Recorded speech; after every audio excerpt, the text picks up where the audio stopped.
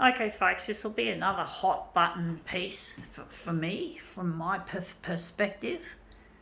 Yeah, so expect a bit of a rant, perhaps, or foul language. Well, yeah, I normally do use foul language in my videos. Yeah. Anyway, let's see if we can make this one turn up a treat.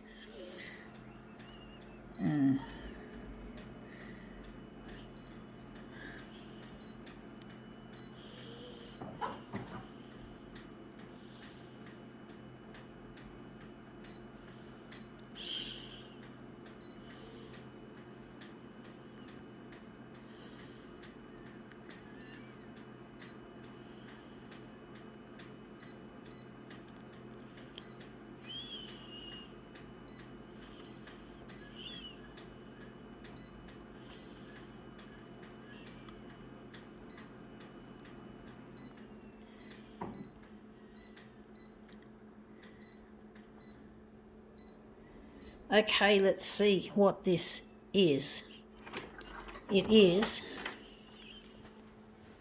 Dad, thank you for loving me the most. And then it says here, even though you pretend to love me, love us all equally, happy Father's Day. Whatever. It means nothing to me because my dad never loved me. He doesn't know what love is. He's an asshole.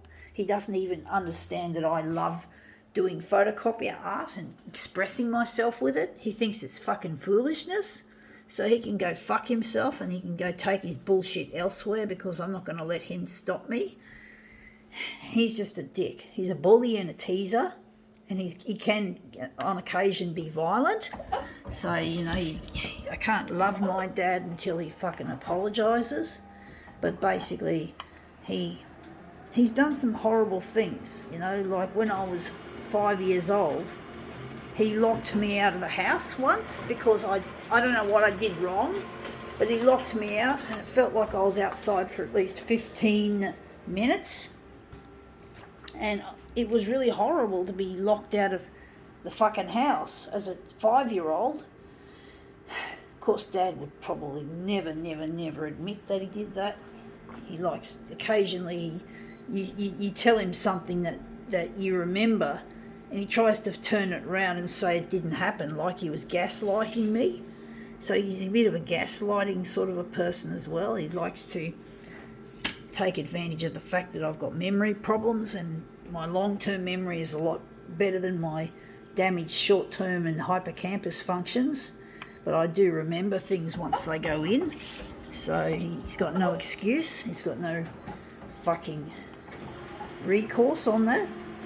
So he's gaslighting. Not nice. But I don't let him gaslight me. I don't give in to that. But anyway, that's come up looking nice. But basically my dad is a bully and a teaser. And last time I had about 10 years ago, I had a huge fight with him. He started it.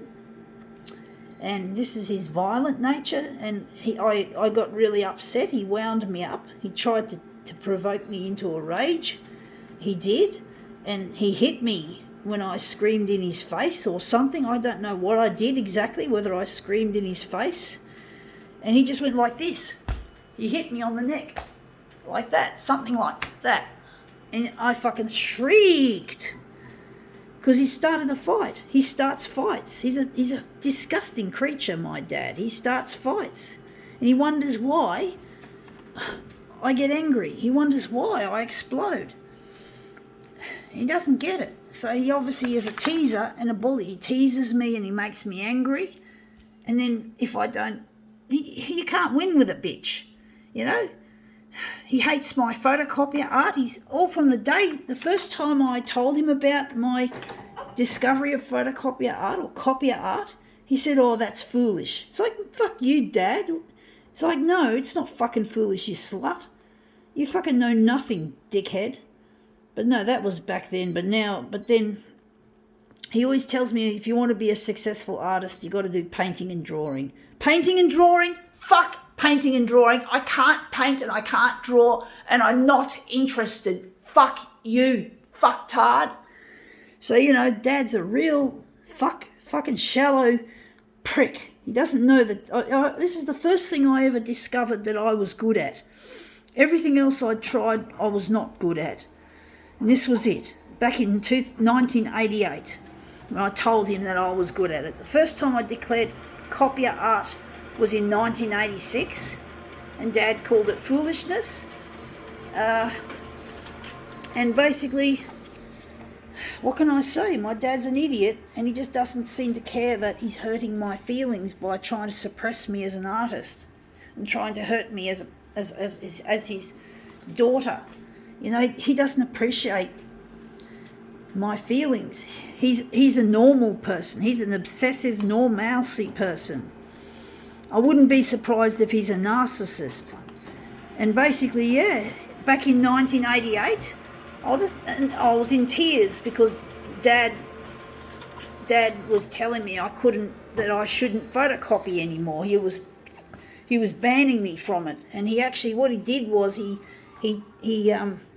told me when we came home from Belrose Library, he basically said, hand over the photocopies, hand them over. Hand over the photocopies, like as if they were a gun or drugs or some kind of contraband. And Dad sounded like a fucking cop, like a policeman, but not a good policeman, but he sounded like I committed a crime. And Dad treated it like a crime, so I handed them over and he just ripped them in half, dickhead. So he's a real nasty person. He tries to discourage me all this time, and I do believe I have undiagnosed Asperger's syndrome, and I spoke to my carer about it. I don't have a diagnosis of Asperger's or high-functioning autism, but it's highly suspected. And basically, a person with high-functioning autism or Asperger's usually has this kind of focused interest in something. And to take away that interest for a person with high-functioning autism is extremely destructive. And he didn't know that. And there's no fucking diagnosis there. And I had a quarter around my neck and I came out feet first. So I had problems had oxygen supply cut off. And I couldn't do my schoolwork very well. So I found it both difficult studying and socialising successfully. And my dad puts a huge value on social and academic success. And photocopiers to him were like a distraction for me to stop doing my schoolwork. And I hated getting school reports because I was so terrified that I'd be found out for talking about my photocopier art and photocopiers in general, that I couldn't be myself, and that leads me back to 2012 when Dad said, be yourself, but don't talk about photocopiers. It's like, what? You can't have me without photocopiers. I have to talk about it. It's me, it's me, it's me. It's me, folks. It's who I am. It's what I am. It's the way I am. Fuck you, Dad. If you can't accept that, fuck you! You are a dick. You're an abomination. Fuck you, Daddy. So I'm not gonna. You never loved me, and that's another thing we come to, is that Dad doesn't know what love is, and Dad tries to do things he's not good at, thinking it's probably self-improvement. So Dad goes to a group called Sing Australia, and basically he can't sing, but he wants to think that he can sing. So Dad goes to this group called Sing Australia, and the motto is for those who love to sing, but Dad can't fucking sing.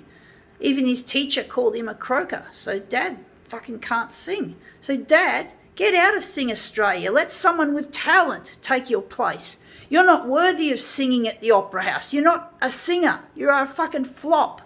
You don't know you can't sing, so why are you taking the space of someone who probably would benefit more and be able to offer more? Your voice gets drowned out by all the other singers. I'm not stupid, Dad. I'm not fucking stupid. And your philosophy classes, they don't help. You're not a philosopher. You're not a wise man. You're the fucking fool. You're a fucking retarded monkey. I hate you, Dad, and I'm not going to like you ever until you fucking apologise to me for the pain you've caused, and I'm not going to talk to you in person. I'm not even going to return your fucking texts. If you dare try not, if you don't fucking ring up the TV channel and apologise on the 6 o'clock news, I'm going to disown you for good. For good, fuck you, Dad. For good. For fucking me up. Go fuck yourself, Father. Go to hell and die. Go fuck yourself, cunt. Enough of that, folks. I think we can now call this rant over.